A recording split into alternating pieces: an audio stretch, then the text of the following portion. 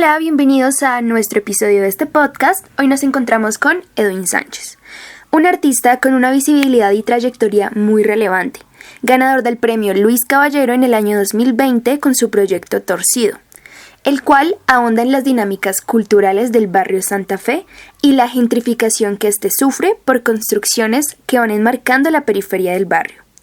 Edwin es destacado por su escueta honestidad de la realidad. Como artista y observador, reflexiona sobre las cotidianidades marginadas por la sociedad.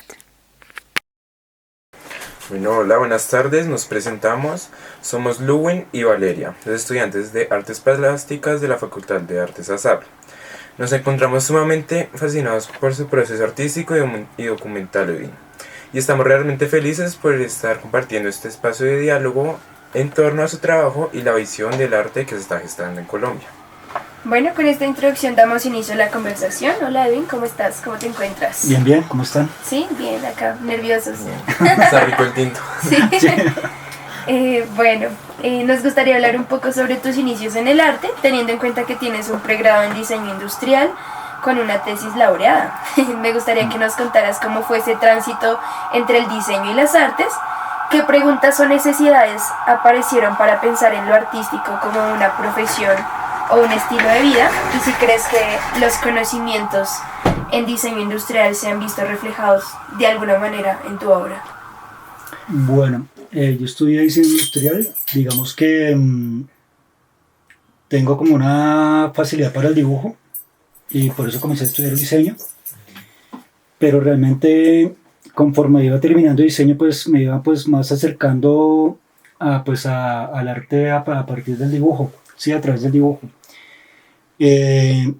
Comencé como a buscar artistas colombianos y pues digamos que tuve una fascinación muy grande por Luis Caballero, por Darío Morales, como de estas personas que usaban la figura para su producción, la figura humana.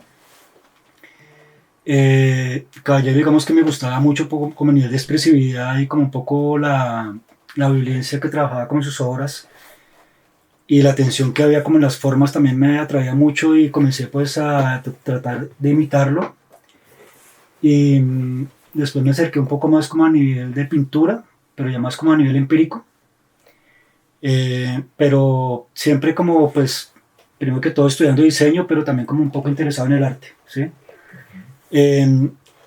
Digamos que la parte de diseño yo la hice con una tesis que se llamó Gasodomésticos. Una tesis digamos que pues irrealizable porque realmente como que uno le enseña en la universidad que las cosas se tienen que realizar y tienen que llevarse a cabo, pero realmente la tesis como que fue una cosa muy ideal y nos fue bien como a nivel formal y a nivel de idea, concepto y toda esa cosa, pero pues era un proyecto que para la época y aún hoy no es totalmente inviable, ¿no? Pero pues en ese momento como que se premió fue la visión y como el concepto de lo que se quería hacer a partir de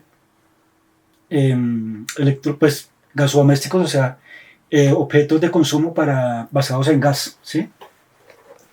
Entonces como que no fue bien y todo eso, pero no tiene nada que ver con arte, no, por ahí no pasó nada de las reflexiones que me llevaron después de estudiar arte, pero pues digamos que eso es como un paréntesis que se ha venido como repitiendo en mi vida, ¿sí? Cuando terminé diseño industrial, pues comencé a estudiar artes directamente, o sea, terminé diseño y comencé a estudiar artes. Digamos que gracias al apoyo de mis papás también y también comencé a trabajar paralelamente como freelance en diseño, entonces como que podía ayudarme en la manutención, ¿sí? Entonces, digamos que me pagaban la carrera, pero yo me pagaba pues mis gastos tanto en vida como para proyectos. Entonces como que ahí pude como hacer la carrera hasta octavo semestre y no pude terminar fue porque me faltó inglés. En ese momento inglés era parte del pensum y tuve un problema ahí con inglés y la tabla pues no me dio como la facilidad para homologarlo y no pude hacer tesis. Entonces digamos que todos los proyectos que tenía como para realizar la tesis como que al final no se pudieron articular y quedaron sueltos. Yo comencé a hacer proyectos o digámoslo así, obras como desde que tercer semestre más o menos, Comencé joven, pues joven en el sentido de que pues estaba en tercer semestre, pero viejo en edad, ya tenía como 20, 25, 26 años, ¿sí? Entonces cuando yo estudié artes ya estudié pues sabiendo que el tiempo era corto y que si no comenzaba a hacer obra ya pues no podía pues ser artista. Entonces siempre comencé a estudiar artes, pero también con el afán de hacer obras que fueran parte de mi trabajo más adelante. Entonces de ahí nacieron en el contexto de la academia pues surgieron varias obras de las que hacen parte de mi portafolio, ¿sí? Pero siempre con esa doble vida un poco entre diseñador y artista, pues totalmente, dos mundos totalmente aparte, inconexos. Y frente a la pregunta de que cómo se conectan, diría que el diseño ofrece una visión del espacio que el arte de pronto uno puntualiza. ¿Sí? Uno como artista hace ejercicios de instalación, hace ejercicios de observación del espacio, pero a nivel práctico el diseño es el que aterriza las cosas. O sea, el diseño sí me ha ayudado como a aterrizar los proyectos, porque pues el diseño tiene que concretarse, las cosas que uno diseña tienen que tener un fin, una materialidad. Y gracias al diseño sí, digamos que he pulido mis procesos artísticos y mi configuración del espacio. Primero la pienso en la cabeza, después la paso a 3D, en un programa de modelado 3D, y ahí ya la paso a planos y a producción, o sea, como que una cosa muy mezclada entre un diseñador y un artista, pero realmente sin que una cosa predomine frente a la otra, ¿no? O sea, el arte pienso que es el eje y el diseño es como la herramienta para producirse. Ay, qué bueno.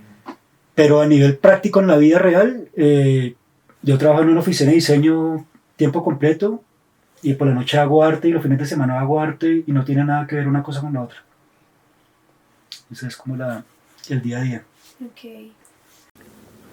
Ahora que hablas de tu obra, cuando revisamos tu sitio web, bueno, primero nos dimos cuenta que era una plataforma súper organizada, con registros de hace 20 años que contienen una gran compilación de tu trabajo. Sin embargo, al estar navegando por esta, nos preguntábamos acerca de cómo funciona tu proceso creativo y también cuáles son los referentes artísticos y visuales que han estado presentes en tu trayectoria. Como artista, por ejemplo, las obras o los temas salen de la experiencia directa que tengo frente al contexto, ¿sí?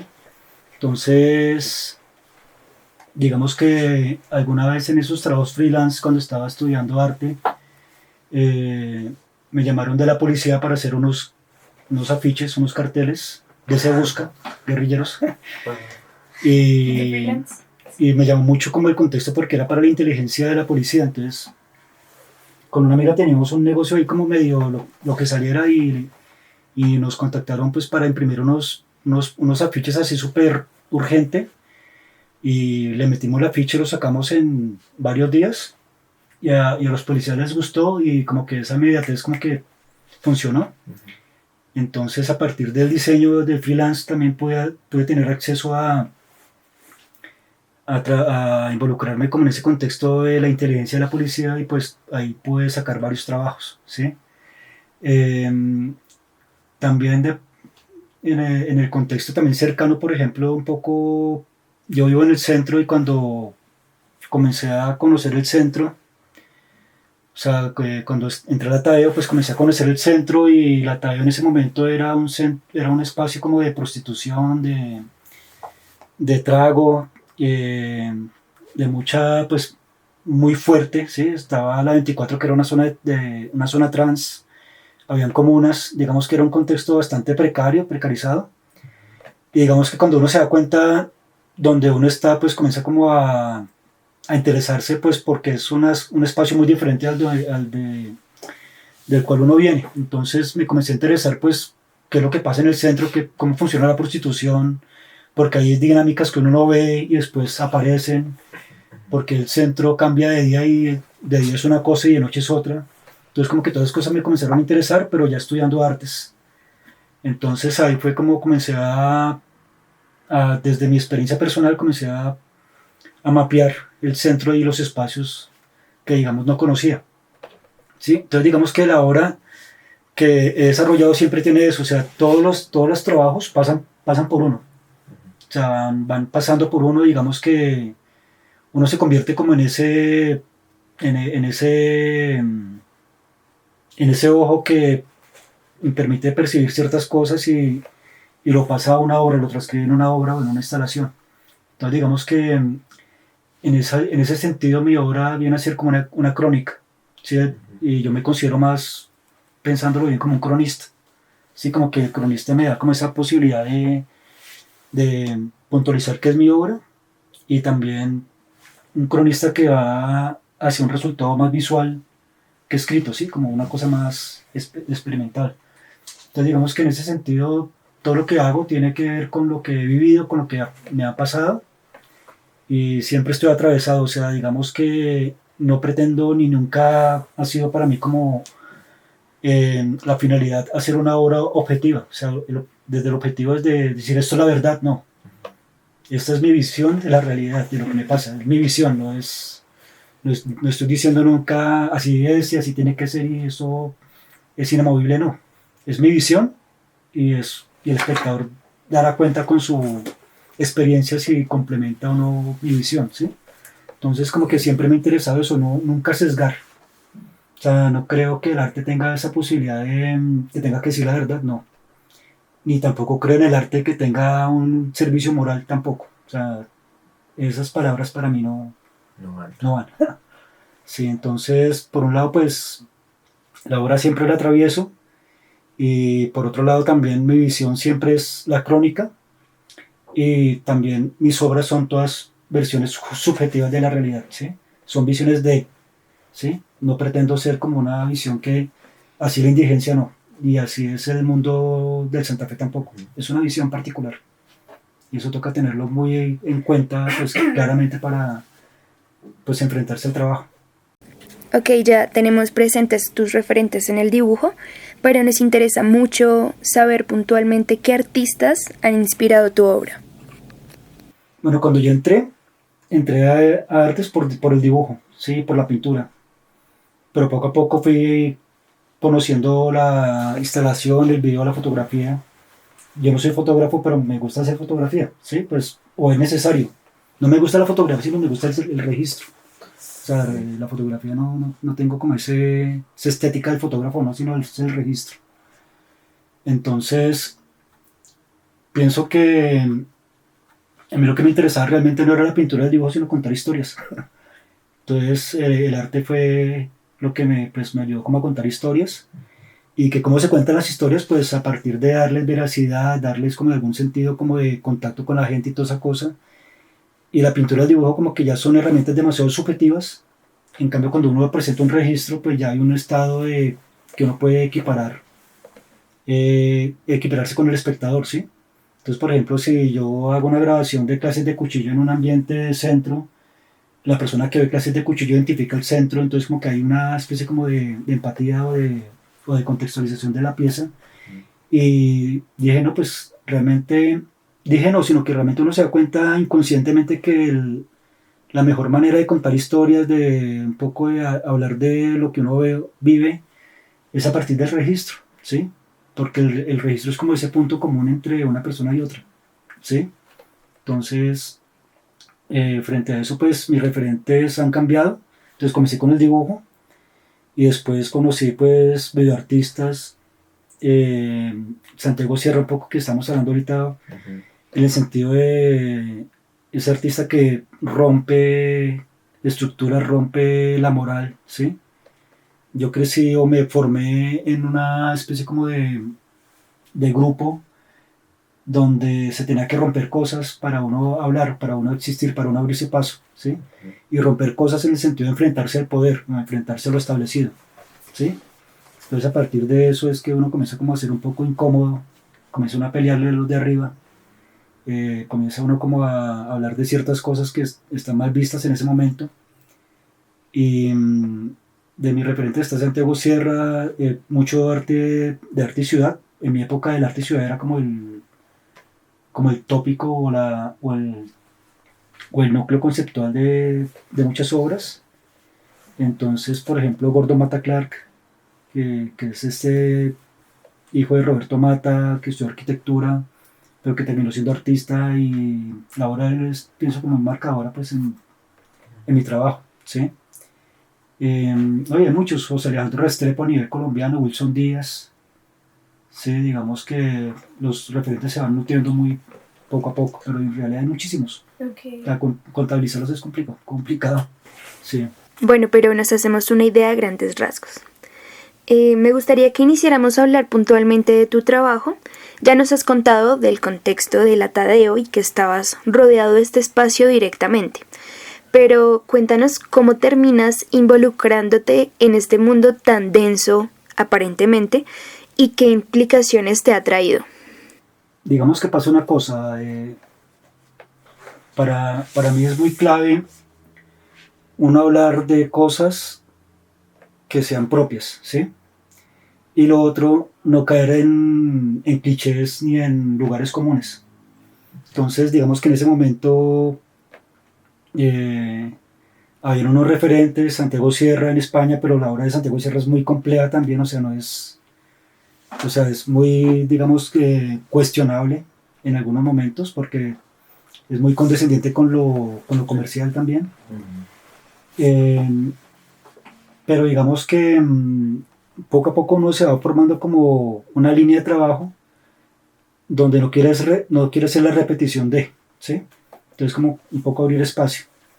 Entonces también uno comienza como a ver cosas que, bueno, no hay alguien que hable, por ejemplo, de clases de cuchillo, por ejemplo, de las drogas, o si hablan de las drogas no es la visión que yo tengo de las drogas, o si hablan de la delincuencia no es la visión que yo tengo de la delincuencia. Entonces, digamos que ahí sí uno dice, bueno, yo quiero, estos temas que se están tratando en el arte no los veo mal enfocados, los quiero dar mi enfoque, y mi enfoque va a ser de esta manera, y digamos que uno va comenzando a abrir espacio, ¿sí? Ha sido difícil porque, por ejemplo, con el caso de Ejercicio de Anulación, que es la obra donde yo tapo con una caja a una persona cuadripléjica, digamos que esa obra es de las más fuertes que he hecho y como que la que más me ha generado conflicto interno, porque realmente es como ponerse del lado opresor, ¿sí? Entonces para mí fue muy complicado porque pues hacerle eso a una persona pues no está bien, pero tampoco está bien que no pase nada con él tirado en la calle, ¿sí me entiendes? Entonces uno se pregunta, bueno, ¿cómo hago para que la gente vea que esto está mal? ¿Sí? ¿Qué tengo que hacer? Entonces gran parte de mi trabajo tiene que ver con, hay una grieta, hay una moral donde todo está establecido, donde todo es inamovible, pero cuando uno afecta esa moral, la gente como que se le pierde el piso y abre los ojos de otra manera, ¿sí? Para bien o para mal, ¿sí? Entonces, varios trabajos que tengo como en esos inicios, porque fue cuando estaba iniciando a hacer arte, tienen que ver con eso, tienen como que romper esa moral falsa que imperaba pues en la sociedad o en el contexto cotidiano, y a partir de esas acciones que son puntuales, concisas y como concretas, duras, reabrir el debate, ¿sí? O sea, ¿a ustedes les parece que esto está bien? O sí, tapar con una caja a un indigente, a una persona incapacitada está mal, pero también no está mal que esta persona pida plata tirada en el piso. O sea, que es más indignante, ¿sí? No. De hecho, en el video se nota que justo antes de que aparezca la caja, la gente está cruzando con normalidad e indiferencia. Y hasta que ocurre la acción, genera un impacto negativo en las personas. Bueno, en los momentos en donde la gente tiene algún tipo de reacción, porque también hay partes del video en donde no ocurre nada. Sí, en ese momento estaba de moda también caderas. Entonces, muchos pensaban, no, pues están haciendo una broma, pues no sé. Pero también uno dice, sí, o sea, la sociedad está acostumbrada a moralizar ciertas acciones, a normalizar ciertas acciones que son como totalmente problemáticas, ¿sí? Esa normalización, digamos que ese letargo, pienso que es un lugar donde el arte tiene que actuar para mí, ¿sí? Porque es como la manera de decir, oye, hay algo mal acá, Sí, no. esto no, mi visión no corresponde a esto, mi postura no corresponde a esto, tengo derecho a hablar y a expresar de esta manera, pues para que esto se complejice y se configure un debate sobre esta posición, ¿sí? Entonces, digamos que eso ha sido un choque y mi trabajo siempre ha chocado un poco en ese sentido, o sea, yo pienso que si uno se pone a pensar, mi trabajo siempre va como hacia un ataque hacia la moral, ¿sí? Hacia lo que está totalmente normalizado y hacia lo que está totalmente aceptado. Entonces mi trabajo siempre tiene como ese problema de que es conflictivo, tanto para mí, para realizarlo, como para presentarlo, como para el momento ya exponerlo. O sea, yo no puedo justificar, tapar a un indigente, no puedo justificar, no se puede justificar eso. Pero se hizo y hay un registro y sobre ese registro sí se puede problematizar. Pero ha sido una obra, yo creo que las obras más complicadas es esa, de las que como que digamos que cada vez que se presentaba pues me amenazaban de muerte y me intentaban, me intentaban ahí decir, fue puta, te voy a ver pero uno se acostumbra a eso. Sí, pero poco a poco la obra como que fue desvaneciéndose ahí en el medio y pues ahorita no, y esperemos que quede ahí un rato. Okay. Bueno, retomando esto que dijiste, que te sumerges en este mundo tan denso, donde como que se reciben acusaciones o amenazas, quisiéramos hablar puntualmente acerca de estos riesgos. Sí, cómo se ha relacionado tu trabajo con el peligro y también de qué manera digieres el miedo en estas situaciones de vulnerabilidad. Hay varias preguntas ahí porque ya vamos a ir con los métodos de trabajo. O sea, poco venimos de lo que las obras vienen de la experiencia de uno, ¿sí? Uh-huh. Entonces, por ejemplo, a mí siempre me ha interesado lo ilegal. Y lo ilegal va con el sentido de que, pues, es lo que en la sociedad está siempre ocultándose, ¿sí? Entonces, lo ilegal funciona bajo cortinas de humo, ¿sí? Tanto a nivel político, a nivel urbano, a nivel de todo, lo ilegal siempre funciona por debajo de algo, ¿sí? Entonces, cuando uno comienza a darse cuenta cómo funciona lo ilegal, uno va comprendiendo el cotidiano, ¿sí? Entonces, por ejemplo, en el Santa Fe, uno como, pues, digamos que tengo como una especie como de afinidad o como de empatía, pues, con ese contexto sórdido del Santa Fe. No tanto por la prostitución, sino como por el nivel de sociedad que hay ahí, ¿sí? Que el Santa Fe yo lo veo es como un Colombia chiquito, que todo primero pasa en el Santa Fe y después todo se vuelve macro, ¿sí? Entonces, por ejemplo, cuando los primeros problemas que hubo con la migración venezolana pasaron en el Santa Fe y después eso en la pandemia se explotó, ¿sí? Pero realmente el Santa Fe fue de los primeros lugares en Bogotá donde la migración venezolana comenzó a tomarse el tráfico de drogas, a tomarse la prostitución, a generar ese tipo de pandillas que iban carcomiendo las estructuras paramilitares que habían, ¿sí? O sea, como que una vaina bien fuerte y todo. Pero primero pasó allá y poco a poco se fue extendiendo y se fue normalizando. Entonces digamos que el Santa Fe para mí es una especie como de Colombia chiquito y es un lugar, es como una especie como de lectura del contexto actual, ¿sí? Ahorita lo he abandonado un poco porque el Santa Fe ya cambió tanto que mis amigos o la gente que trabajaba allá, que eran los contactos con los que yo tenía cercanía, pues ya se fueron de Santa Fe, ya todo mudó. Claro. Ya la prostitución ya no son de paisas ni costeñas ni nada, sino ya son venezolanas. Los que venden droga ya son pandillas venezolanas. La seguridad que antes le ofrecían los paramilitares ya no, eso se perdió, entonces ya es un lugar totalmente anárquico. También cambió todo eso. Ahorita se piensa hacer un sistema como de gentrificación que va paso a paso para totalmente demoler el barrio. Pero digamos que todo eso va pasando por uno y uno se va dando cuenta y va y yo sí notaba que Santa Fe era muy propenso a generar ese tipo de lecturas del contexto, ¿sí?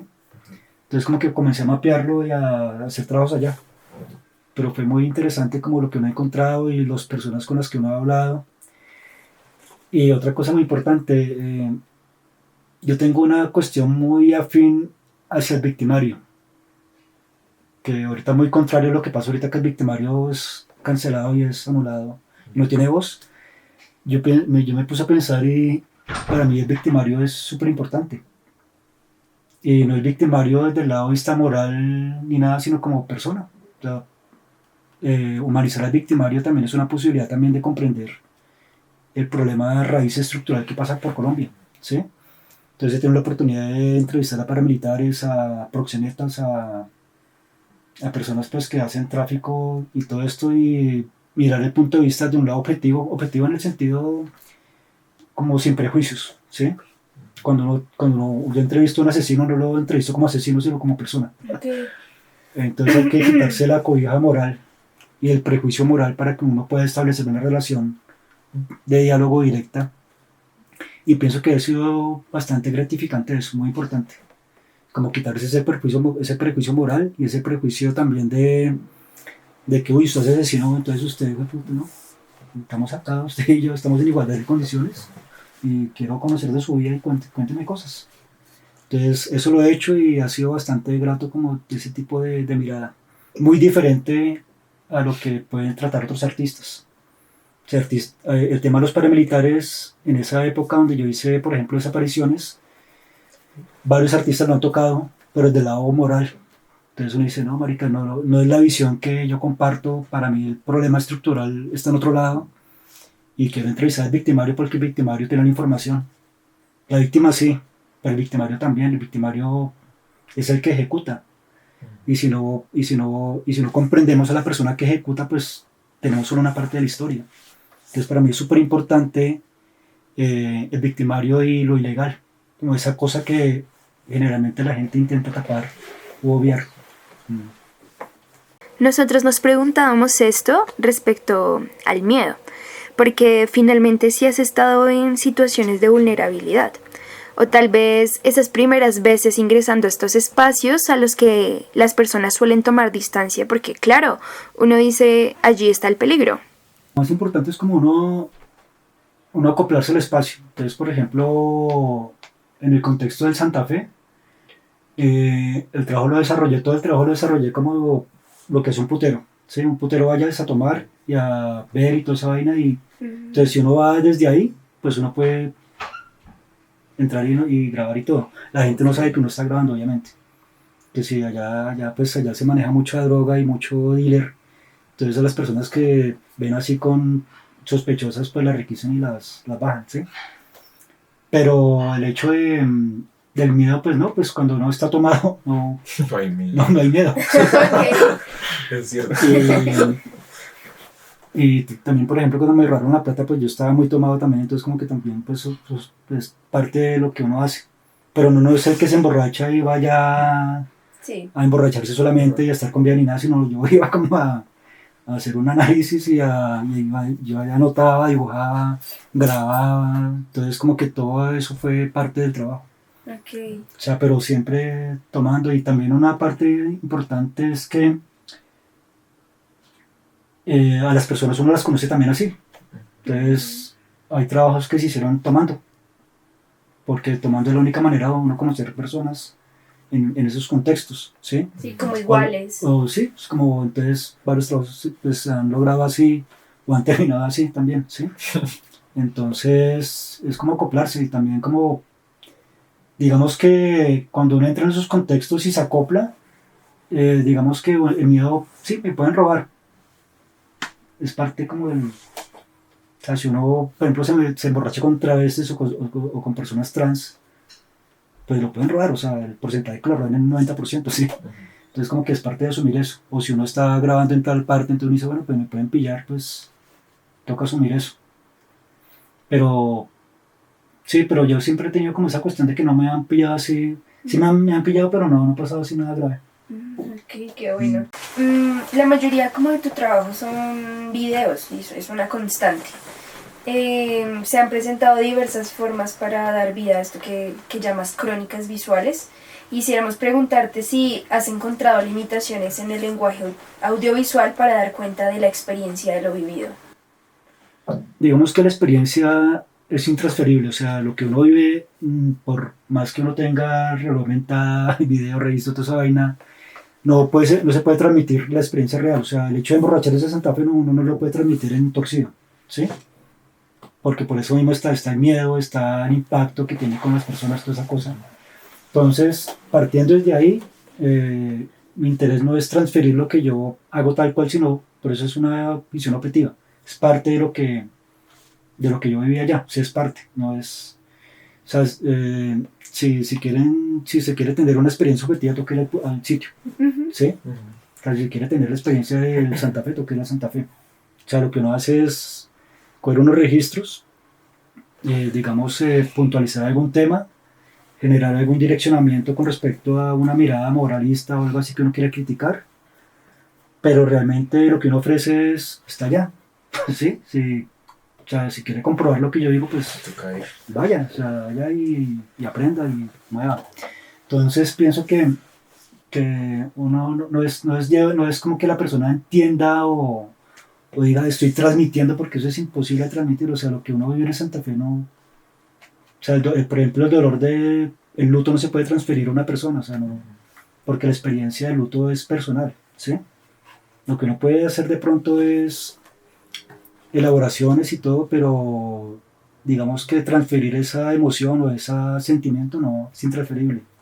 Y eso es un poco lo que uno intenta como puntualizar también, ¿no? Como, porque muchos artistas dicen, no, es que estoy transmitiendo, no, o sea, hay cosas que no se pueden transmitir. Pero hay señalamientos que no sé si eso está pasando allá, si usted quiere vaya y le aconsejo que vaya, o sea, por favor vaya, ¿sí? Y conozca. Entonces, eso es como una cosa muy importante del trabajo. Y también tiene que ver mucho con la parte de lo que se entiende por documental, ¿no? Porque el documental siempre se le impone como esa cuestión de que está diciendo la verdad, ¿sí? Y no, pues el documental es una parte, está construido por personas, es una mirada subjetiva. Por más realista que intente, pues siempre va a ser una mirada subjetiva. Entonces, la verdad, lo real es la experiencia directa. Entonces, la persona tiene que ir a experimentar. Terminan siendo también como muchas verdades, porque todos terminan viviendo cosas distintas. Es que la verdad no es una, la verdad, tu verdad es diferente a la mía. O sea, tú, sí. Por ejemplo, en Santa Fe, tu visión va a ser completamente diferente a la mía, que yo soy hombre, hetero, entonces va a ser, o sea, la noción de lectura del espacio va a ser completamente diferente. Y pienso que ahí hay una gran parte de una complejidad, porque si se vende la idea de que uno está diciendo la verdad, pues realmente la verdad es una parte de lo que yo veo y de mi modo de ver las cosas. Yo no estoy diciendo que esto sea así, sino simplemente pues me pasó esto, entrevisté a esa persona, tal cosa, es complejo, ¿sí? No estoy vendiendo nada como si fuera algo totalmente estático y real, ¿no? No, simplemente es una parte, ¿sí? De lo que te decía el registro. O sea, tú de pronto, sino, por ejemplo, con un poco lo que les comentaba de clases de cuchillo que se expuso en Brasil. En Brasil, por ejemplo, no se atacan a cuchillo, sino con arma. Entonces, esa lectura ya no la tienen, entonces la obra no logra conectarse con el espectador tan fácilmente, ¿sí? Cuando, por ejemplo, si tú vas y reconoces en la obra o en un video una parte que hayas vivido, pues ahí hay un grado de conocimiento donde ambas cosas se cruzan, ¿sí? Entonces, pienso que el arte es eso, el arte es polisémico, no tiene que ser una sola verdad, o sea, simplemente son una comunión está atravesado por muchas subjetividades y las obras hay que leerlas así. O sea, mi visión sobre la prostitución es mi visión, es muy diferente a las de otras personas, pero pues pienso que ahí está un poco el derecho como a poder expresar y también a poder complejizar esos temas que de pronto son tabú, ¿no? Porque para mí también es como ir en contra de eso, porque es un tabú, porque un hombre no puede hablar de prostitución, ¿sí? Porque un poco eso es lo que me están atacando últimamente, porque yo como hombre heterosexual hablo de prostitutas, pero no se dan cuenta que yo no estoy hablando de prostitutas, sino estoy hablando de gentrificación. Sí, en el caso de Torcido, porque en el caso de Torcido hubo un grupo feminista que me estaban atacando, pues como haciendo ahí como un ataque ahí, intentando pues cancelar mi obra por eso. Y bueno, pues yo no estoy hablando de prostitución en ningún momento, que la prostitución es una parte del problema, sí, Pero acá lo que está pasando en el Santa Fe es una gentrificación a gran escala y una especie como de borramiento a una parte social muy, muy fuerte de Bogotá. Sí, porque allá pasa, o sea, lo que les decía, Santa Fe es como un Colombia chiquito. Si el tema es borrar el Santa Fe, pues es como así operan las instituciones, borrar todo lo malo, y acá no pasó nada. Y Sí, para mí eso está mal. y ha ocurrido con otros barrios Claro. también. Y lo que hacen es que el problema el problema no se radica, sino que el problema se dispersa, ¿sí? Porque el Santa Fe, pues, sí, el Santa Fe es un núcleo ahorita, pero apenas se gentrifiquen el Santa Fe, pues el problema pasa al otro lado. Pues realmente no se va a solucionar absolutamente nada. Pero por eso es importante el mapeo y el archivo, pues para dar cuenta de que eso va a seguir y que eso no se va a acabar. Y el hecho de que uno se tope con la prostitución no significa que uno esté hablando desde la visión del machismo ni nada, sino que hace parte de ese problema, ¿no? Entonces, es un poco la complejidad con la que uno se ha topado. Listo. Quisiéramos hablar sobre tus registros audiovisuales, teniendo en cuenta que lo expuesto no es lo único grabado ni visto, y que implica un proceso de selección a la hora de mostrarlo al público. ¿Te has encontrado con la autocensura y has dudado de grabar en alguna ocasión? Y eso va más que todo con el nivel de... Si uno autocensura porque, digamos que me complejiza mucho... Yo trabajo siempre con el otro, ¿sí? Todo mi trabajo va a una instancia en que mi persona se relaciona con otra persona, ¿sí? Entonces, también hay que tener cuidado pues en la construcción de esa persona. Por ejemplo, me pasó en el caso de cuando entrevisté paramilitares en desapariciones. Se tiene la versión satanizada del paramilitar como si fuera el man así, puta, el Rambo marica mercenario que le importa solo la plata. Y resulta que me encontré con un paramilitar que era todo totalmente lo opuesto al paradigma que uno tiene de paramilitar. Entonces, en ese trabajo dije, no, o sea, no quiero amplificar ese sesgo de maldad, quiero es problematizarlo. Entonces lo que hice fue como no hacer la entrevista, pero no los grabé, sino trabajé con los dibujos que ellos hicieron. Precisamente por eso. No, y no fue una autocensura, sino fue como no quiero amplificar el cliché o el prejuicio moral que la sociedad tiene frente a estos actores o frente a estas personas. Quiero es verlos desde otro lado. Entonces les pedí que por favor dibujaran lo que ellos contaban. Y esa era una de las condiciones para que se pudiera hacer la entrevista. Muchos me dijeron, no, yo lo dibujo, no le jalo a eso. Entonces, listo, gracias, pero no, a mí me interesa es como tener su registro, su historia y el dibujo, porque yo voy a trabajar sobre el dibujo. Entonces, digamos que se hubo como una especie como de pedido, y pues ellos, digamos que fue incómodo para ellos, pero al principio, pero ya después como que hubo una conversación y como que ya dibujaban tranquilamente y ya y como que eso ya, esa prevención al dibujo pues como que pasó desapercibida después. Pero ahí sí hubo una especie como, si se puede llamar autocensura, sí, pero como el manejo de la imagen diferente, ¿sí? Otra que también me ha pasado, por ejemplo, es con mostrar la imagen, por ejemplo, del soldado en Los Héroes en Colbert existen, ¿sí?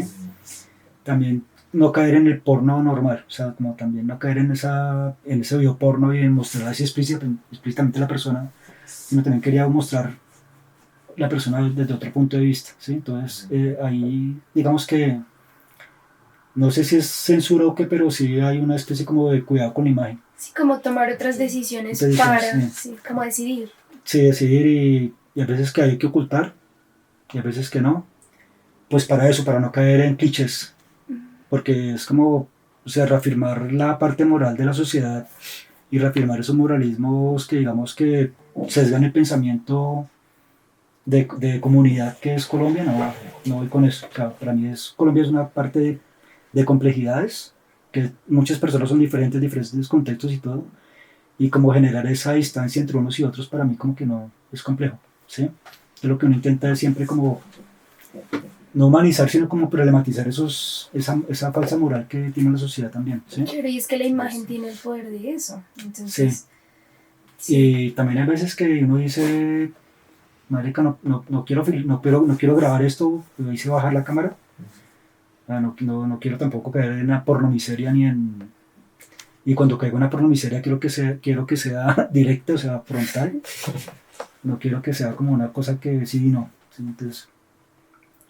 Entonces si son cuestiones que se van decidiendo, ¿sí? Pero lo importante es que uno tenga el poder de eso, de bajar la cámara cuando sea necesario y si uno quiere hacer pornomiseria, marica, para hacerla de frente y decir esto es pornomiseria y ya. Y ahí ya se pasa uno, cuando uno dice esto es pornomiseria, ya no pueden cuestionar que sí. es que esa obra es pornomiseria. No, sí es pornomiseria. Entonces, desde ahí comencemos. Sí. Desde ahí pensémoslo.